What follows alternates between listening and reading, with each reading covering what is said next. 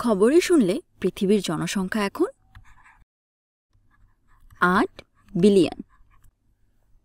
অর্থাৎ পৃথিবীতে এখন ৮ বিলিয়ন মানুষ বসবাস করছে।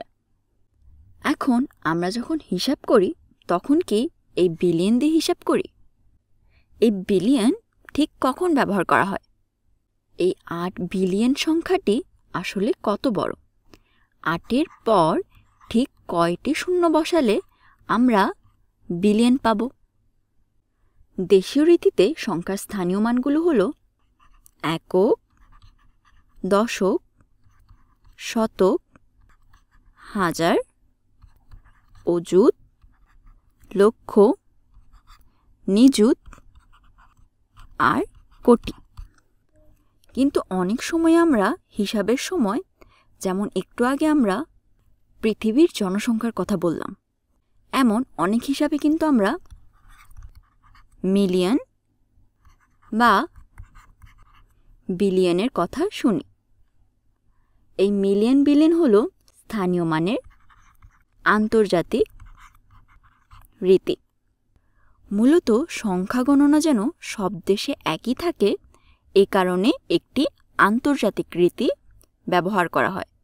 এটি এমন একটি রীতি বা পদ্ধতি যা সব দেশই ব্যবহার করতে পারে। এই আন্তর্জাতিক রীতিতে সংখ্যার মান কিভাবে বোঝানো হয়, আজকে আমরা সেটাই দেখব। দেখো, দেশীয় রীতির ক্ষেত্রে হাজারের দুইটি ভাগ আছে, হাজার আর অযুত। কারণ অযুত মানে হল 10,000। একইভাবে লক্ষেরও দুইটি ভাগ আছে, লক্ষ আর নিযুত। কারণ নিযুত মানে হল 10 লক্ষ। তেমনি আন্তর্জাতিক পদ্ধতিতে হাজার, মিলিয়ন আর বিলিয়নের আবার 3টি করে ভাগ আছে। এই 3টি ভাগ আবার এই মূল ভাগের সাথে গুণ হবে। হাজারের ক্ষেত্রে 3টি ভাগ হবে, হাজার, 10,000 আর 100,000। মিলিয়নের ক্ষেত্রে 3টি ভাগ হবে, মিলিয়ন, 10 মিলিয়ন আর 100 মিলিয়ন। একইভাবে বিলিয়নের ক্ষেত্রে 3টি ভাগ হবে, বিলিয়ন, 10 বিলিয়ন আর 100 বিলিয়ন। এখন আমরা আন্তর্জাতিক পদ্ধতিতে কিভাবে একটি সংখ্যার স্থানীয় মান নির্ণয় করব। আমরা এই যে ছকে দেখলাম, এখানে আমাদের প্রতিটি ঘরে 3টি করে ভাগ আছে। আমরা যদি 3টি করে কমা দিয়ে একটি সংখ্যাকে ভাগ করি, তাহলে কিন্তু আমরা সহজেই আন্তর্জাতিক পদ্ধতিতে একটি সংখ্যার স্থানীয় মান নির্ণয় করতে পারব। যেমন ধরো, আমরা এখানে একটি সংখ্যা নিলাম। যেহেতু প্রতি ক্ষেত্রে 3টি করে ভাগ আছে, তাই আমরা যদি এই সংখ্যার ক্ষেত্রে প্রতি 3 অঙ্ক পর পর একটি করে কমা দেই, তাহলে প্রথম 3টি অঙ্ক হবে একক, দশক আর শতক। পরের 3টি অঙ্ক হবে হাজার, 10,000 আর 100,000। তাহলে এখানে একটি কমা হবে। আর সবশেষে এই 3টি অঙ্ক হবে মিলিয়ন, 10 মিলিয়ন আর 100 মিলিয়ন। আমরা আরও কিছু সংখ্যা দেখি। এখন এই সংখ্যাটিকে আমরা 3 ঘর পরপর কমা দিয়ে আন্তর্জাতিক পদ্ধতিতে এর স্থানীয় মান বের করি।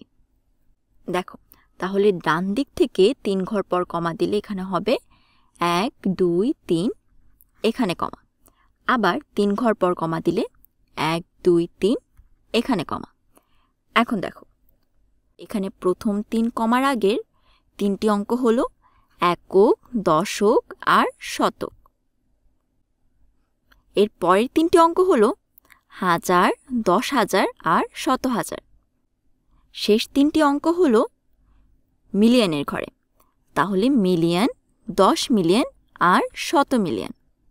তাহলে এই সংখ্যাটিকে যদি আমরা এই ছকে বসাই, তাহলে একক, দশক, শতক, হাজার, 10,000, 100,000, মিলিয়ন, 10 মিলিয়ন আর 100 মিলিয়ন। তাহলে এই সংখ্যাটিকে আমরা আন্তর্জাতিক পদ্ধতিতে বলতে পারি 900 61,828,911।